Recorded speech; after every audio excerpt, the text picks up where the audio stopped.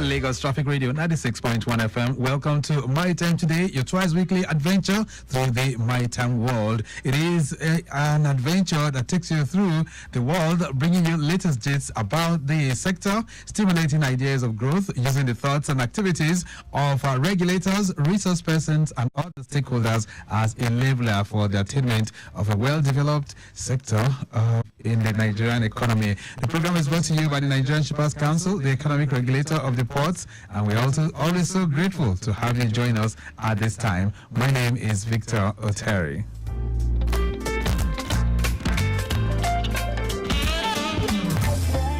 All right, on the program this day, definitely we'll be supplying you infos as relates to the unveiling of the Fontua Inland Dry Port. That commissioning ceremony went down on Thursday, so we're bringing you news about that. Also, the collaboration between the Nigerian Ports Authority and the Truck Transit Park in order to guarantee safety and uphold ease of doing business will also be part of the menu.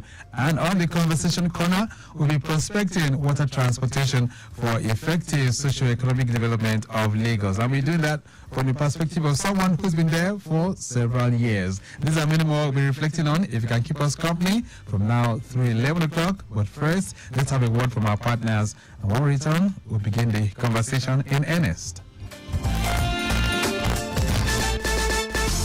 Nigerian Shippers Council, they to serve you well. No matter the problem, we go solve them for you.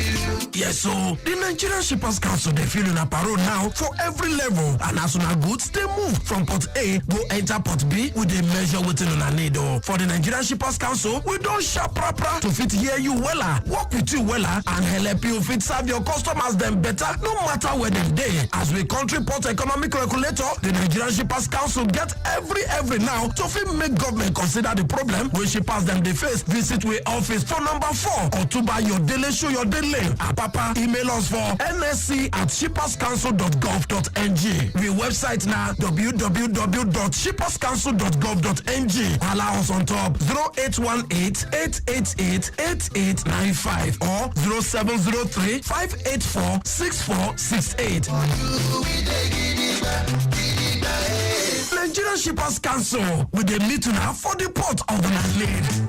From A to B, from A to B, from north to south, from north to south, from east to west, from east to west, from port to port, from port to port. You can ship your goods and feel good too. Oh yeah, Nigerian Shippers Council, we meet you at the point of your need. The Nigerian Shippers Council is now better poised with responsive systems in place to help you and other shippers get seamless, stress-free transition for your clients' goods from point A to B. Today at the Nigerian Shippers Council, timeliness, orderliness, transparency and efficiency is all we care about. Put your complaint through to our helpline 0818-888-8895. Visit us at number 4 Ayodele Shoyode Lane, Apapa, Lagos. Or reach us on www.shipperscouncil.gov.ng. Nigerian Shippers Council, we meet you at the point of your need. Nigerian Shippers Council, we meet you at the port of your needs.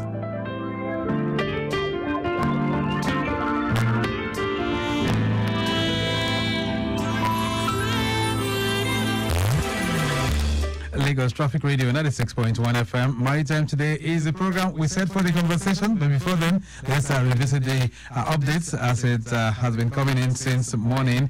Most of the areas are gradually picking up, even though we had it pretty cool earlier on. Let's just run you through one or two places. Ikorodu axis, the traffic situation from Odogunyo, very encouraging, looking pretty good at the moment. Inwards NMPC Flower to second and first gate is very much in good shape, but navigating from first gate, proceeding towards areas like the Sawmill is also good.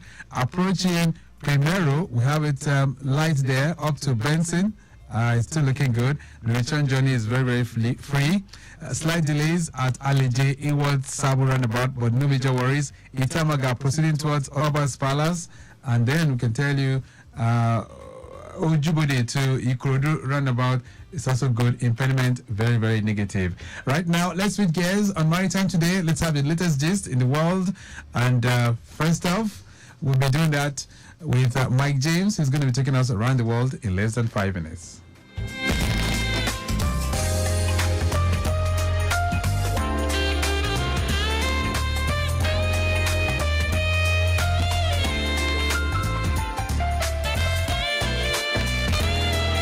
Here is the maritime news. President Bola Ahmed Tinubu on Thursday commissioned the Funtua Inland Dry Port in Katsina State, stating that the facility would assist in the diversification of the nation's economy.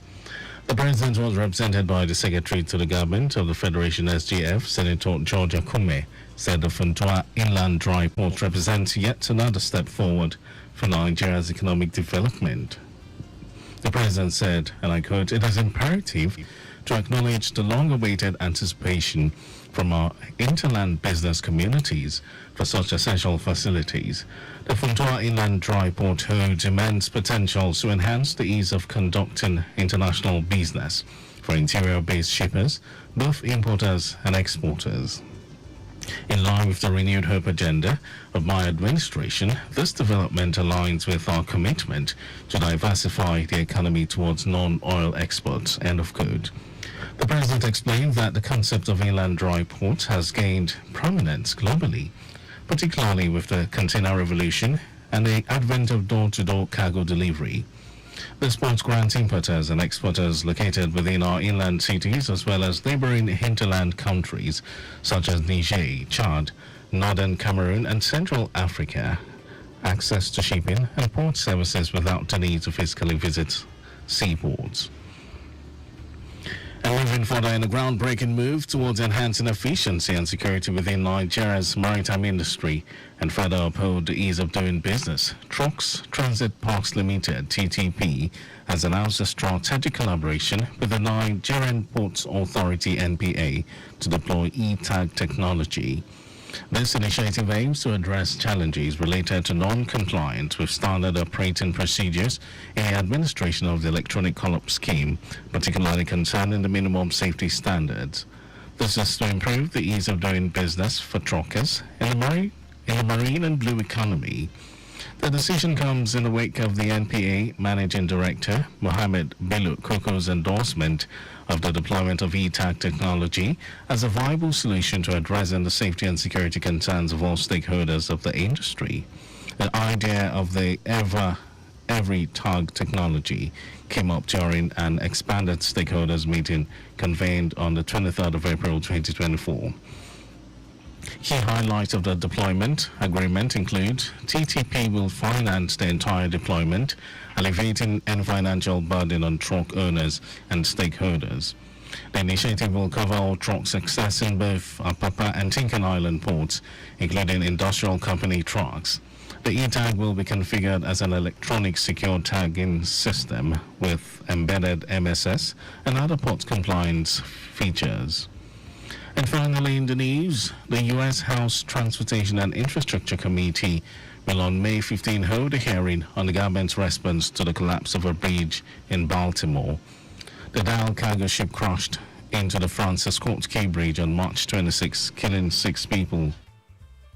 The hearing will include Federal Highway Administrator Shailen Bath, National Transportation Safety Board Chair Jennifer Homendy, and senior officials with the U.S. Coast Guard and Army Corps of Engineers. The NTSB is expected to announce preliminary findings from the investigation next week. And last month, Homendy said investigators had conducted interviews with key cargo ships personnel in the investigation, including its pilots, the second officer, who was the man on watch at the time of the crash, and other key personnel as well as U.S. Coast Guard personnel. Maryland said last week it estimated it will cost $1.7 billion to $1.9 billion to rebuild the bridge and expects it will be completed by fall of 2028. And that was the maritime news. Over to Victor Oteri for the rest of the program.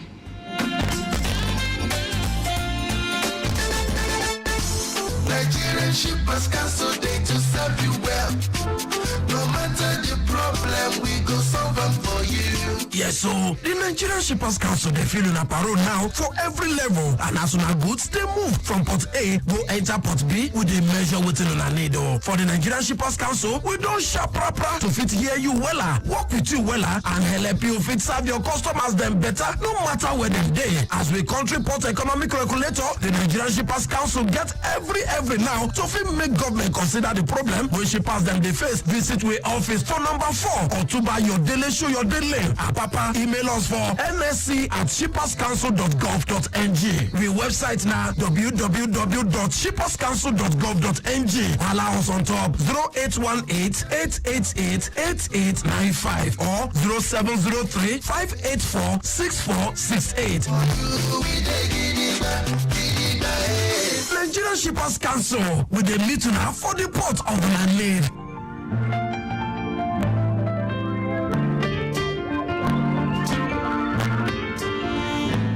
Maritime today on Lagos Traffic Radio 96.1 FM. Let's jump in on the conversation. And today we're looking at water transportation and the imperatives for socio-economic development of Lagos State. And joining me right now on the phone, I have Mr. Ganiu Shekoni Balogun, who is the Chief Executive Officer and Managing Director of the Tazan Marine Enterprises. And of course, he's also the President, Association of Tourist Boat Operators and Water Transporters of Nigeria.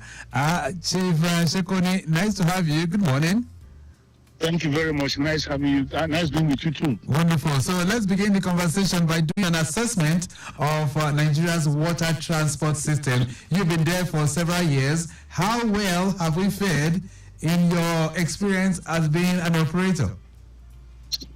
Well, thank you very much for the question. Like they said, the journey of 1,000 kilometers starts with one step. So we are moving. Nigeria is moving as far as I'm concerned for today. Gone are those days that we use paddle boat to move around the waterways. Now we have cruise liners, we have boats, we have dinghy, we have jet skis. So there's a lot of improvement in it. Right. Okay, so in terms of this rejuvenation against what was existing some decades ago, you are saying now that things are really improved. But is this improvement, is it all around the country, or is it specific to just some locations? Well, as the president of the association, because it gives me opportunity of moving around, the state and all that. Yes, not all the state has, got to where other states are, because we still have a lot of things to do in terms of water transportation in our country. And like I said, even twins, they grow, they are born the same day, but they have a different attitude and culture. So I don't want to say all the states are doing the right thing. I mean, doing this thing, but that's a little different in different places. Right. Anyway, because I know that there are so many mishaps that we've seen in recent time. The one in Niger not too long ago, the one in Kwara as well, and even and even last month, the one that involved even a prominent actor who sang without using life jackets. So that calls to question the issue of safety on the use of our waterways for transportation. So how far have we gone in that regard? Yeah, you see, the issue of life jackets does not stop or lies on the table of the regulators. It has to do with the stakeholders and the operators and even the passengers. As I speak with you right now, I am at Badore Jetty. Okay. There's a lot of challenges we face with the passengers, the commuters who wants to use the boat. For them to use the life jacket, sometimes, excuse me for using the word rude. You know what I'm trying to say? When you use the word rude, you are talking to an elder man, somebody that's elderly than you, telling him to wear life jacket and he refuses, and you block his way. You say he can't go. I mean, that's not in our culture as an African. Right. You know what I mean? But there are some things you have to do because you have to do it. It doesn't matter the age or the personality. And let me use this word. I'm sorry, I may be offending anybody. If the commissioner for transport wants to pass through Tazan Jetty or the minister, and then my boy stop you, sir. I'm sorry, sir, you can't go unless you wear life jacket. And then for that reason, the minister or commissioner say you have to be closed down. Are we making sense? Definitely not. No. Definitely not.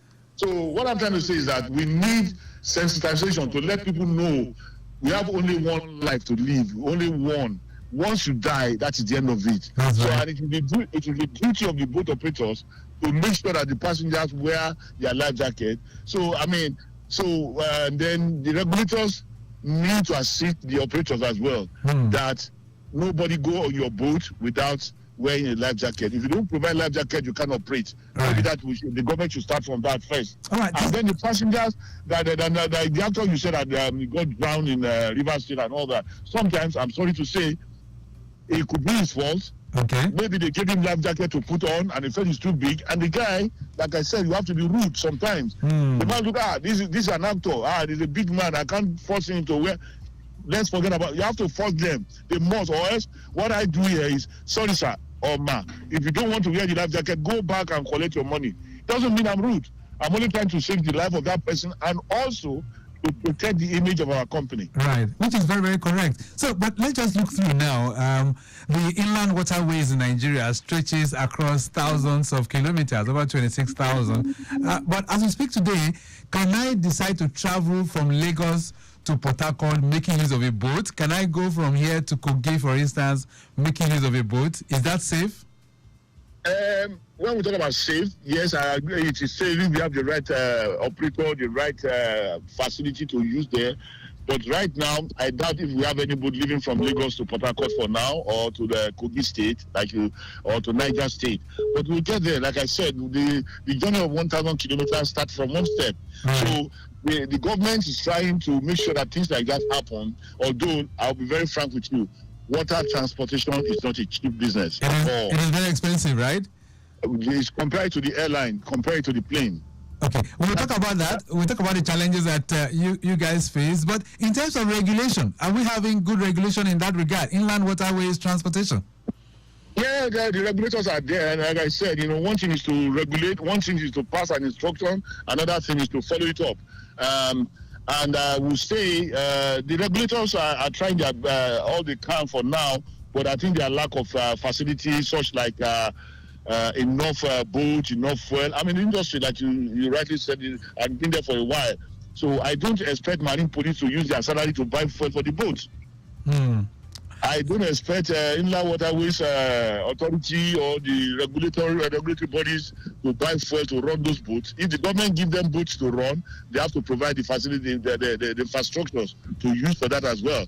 Don't forget there are also human beings like us. If the water is very rough, I don't expect them to go in the water and start chasing people. Right. But they are, but the facility must be in place for them to be able to operate properly. Let's talk about the association. Let's do that briefly. The Association of Tourist Boat Operators and Water Transporters of Nigeria, ADBOATIN. What has the body been up to lately? Well, we have meetings in states, and then the call for meetings. Most of the things we discuss about is safety of the passengers, which is the paramount issue. That if the passenger, let's say, we don't pray it happens. If it happens and one person dies, it sends away 100 people. Okay. So that is what we used to tell our members: look at your boat as like a propeller. If your boat is beautiful, very nice, well done, is good, and there's no propeller, the boat will not move. So which means without a good life jacket for a passenger and make them wear it, you should not move your boat, no matter what. So the association, ADBOATIN, this is our prayer all the time. We encourage our members, they must obey rules and regulations on the waterways, and also we try to assist the marine police. We try to assist LASWA, NIWA, when we are having our meeting. We invite them, sometimes they invite us, so that we rub minds together. And most of what they say is about safety. And I'm happy about that. The money is secondary. They don't talk about money all the time. What the regulatory bodies always talk about is safety of the passengers. So that, and the safer the people are, the more business we can get. This is what we tell our members. Which is very correct. So in terms of membership strength, what does it look like at the moment? How many members belong to ADBOATIN? I can only talk about maybe Lagos and some few states. There's quite numbers of members we have all over the riverine areas. And then, like you talk about Niger State, yes, we talk about Warri, that's Delta, we talk about River State, Port Harcourt, Lagos, and Ogun State, we are there. So let me just mention few or those I can remember right now. And conservatively, are you up to 500 members? I think we are more than that. In Lagos alone, we are more than 300. Wow. If not 500. All right. Now, we're beginning to have more associations that are springing up. Will this in any way improve the water transportation business? Yes, please. Yes, I'm saying yes. The more the merrier. The more member association we have, as long as we have the same objective, the same goal. If our goals are same, so there's no reason why we can work together. So it's improving the standard of water transportation in Lagos, in Nigeria. All right. There's another rival association. They're called WABOTIN. I don't know if you know about the Waterfront Boat Owners and Transporters Association of Nigeria. Any plans to merge with them? No, we are not. We are together. I know the president of the association very well. In fact, most of the time he calls me my president. I'm not his boss. You understand what I'm saying? But right. I mean, that is the kind of relationship between us. We do things together, and our aim and objectives, I think, is the same. So we have no problem at all. Even if more association comes up, only what we should do is to speak in one voice. There are some policies that the government may bring that is not the best, then we go and advise them. We don't just throw it away. We go to them, look, this policy I've just brought now, this is the negative aspect of it. We need to change this policy. And thanks to God, sometimes they listen to us and sometimes they don't. Let's talk about Tazan. You've been around for quite a while. So how many routes do you cover in Lagos? My boat goes to Badagry if the people request for it, and my boat goes to Badore, Ijede, goes to Lagos Island. Anywhere you want to go on these waterways in Lagos, and the boat can get there. All you need to do, we tell you how much it's going to cost you. If you can afford it, we have boats that can do that. Right. But the steady one, I think that I'm proud of is that when the government invited me in the early 2000 or late 90s, I think I've been able to make sure that, a lot of people that have been using the boat for the past 15, 20 years are still using the boat. And just yesterday, somebody commented that in terms of safety, they are proud of Tazan, but they don't know it was me. They were just talking to but within themselves, we are there. That man are very strict. He will not allow you to pass and all that. So those are the areas, and I'm thinking of doing more. It depends on what availability of space and the cooperation of the regulatory bodies. All right, then Lagos Traffic Radio 96.1 FM. Maritime today is the program, and I have Tazan Shekoni Balogo. He's the CEO of the enterprises, talking about Tazan Marine Enterprises. And we are prospecting water transportation and the socio-economic value that it brings to a state like Lagos. We're going to take a short break right now. When we return, we ask him how long he's been in the business and what are the challenges confronting water transportation as we seek to advance prosperity for Lagosians. This and many more we'll be reflecting on. Plus, a word from you too. We'll be connecting with you after this break.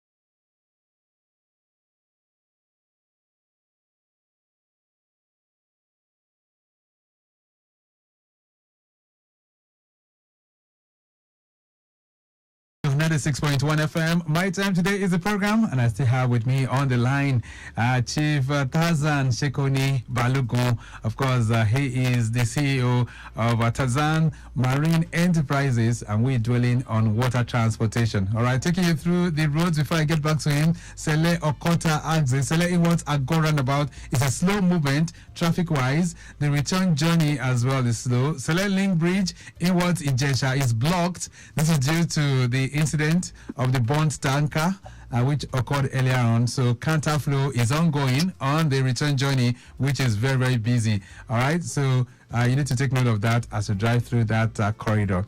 All right, then. So Tarzan Balogun, how long have you been in the business? I think it's over 3 decades, if not up to 4. Wow, 30 years. Over 30 years. That means you must have seen the evolution of water transportation in Lagos.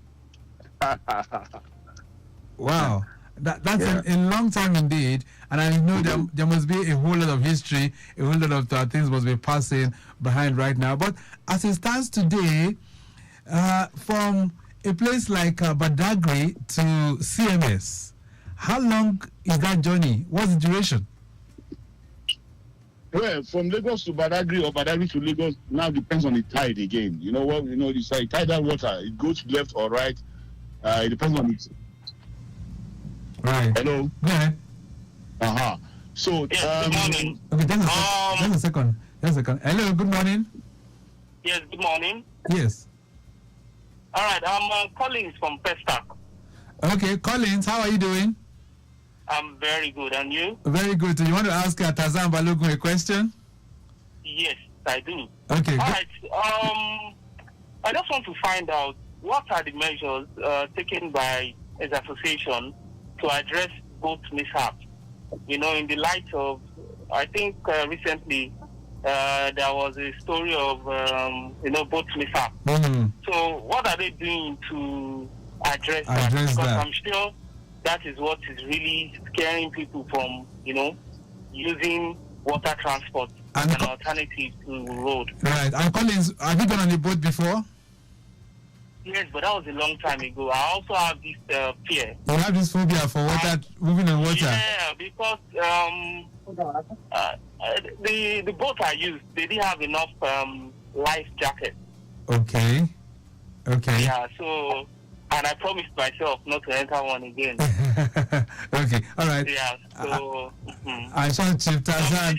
Yeah, Chief Tarzan will convince you. Just keep listening, okay? Okay, all right. All right, so Tarzan Balogun, what would you say to the likes of Collins and others who have a fear for going on the waterways?